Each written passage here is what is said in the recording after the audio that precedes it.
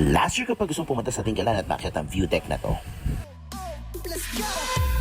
Ready na ang essentials kaya naman? Tara na! Maaga kaming nakarating sa Tinggalan, Aurora. Kaya naman, naglakad-lakad muna kami. Dito sa Antipolo. Ano daw? Ganito kasi yon.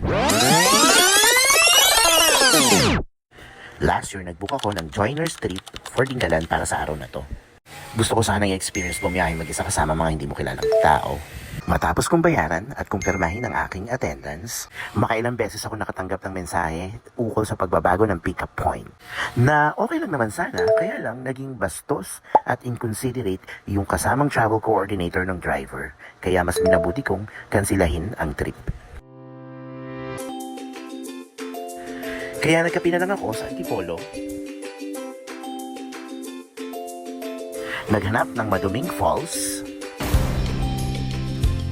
Pero sabi ng mga tagapamahala, inaayos na ang filter system na sasala sa tubig mula sa taas upang maging malinis at kaaya-aya ang amoy ng falls na to. Tinikman na rin natin yung magic water. Make me lose my mind. Make me hot. Dito sa Hinulugang Taktak. Binisita na rin natin yung simbahan at chinek kung ready na ba to para sa kasal ko bukas. Charis, pinagdasal ko lang yung kaluluwa ni ate na travel coordinator kanina. Sana okay lang siya. After sa simbahan, nag-long drive na ako diretso papunta sa Epic Resto. Dito sa Tanay. Oh, pak! Ito pa oh, pak! Maganda yung lugar. Mahangin, maliwalas, mabango. Up here, pakiramdam mo isa kang bida sa Korean novela. Magandang magabang ng sunset dito. Pati ng forever.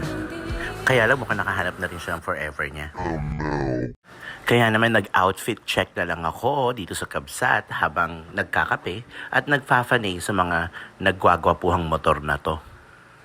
Nag-feeling farmer at namitas ng mga lettuce.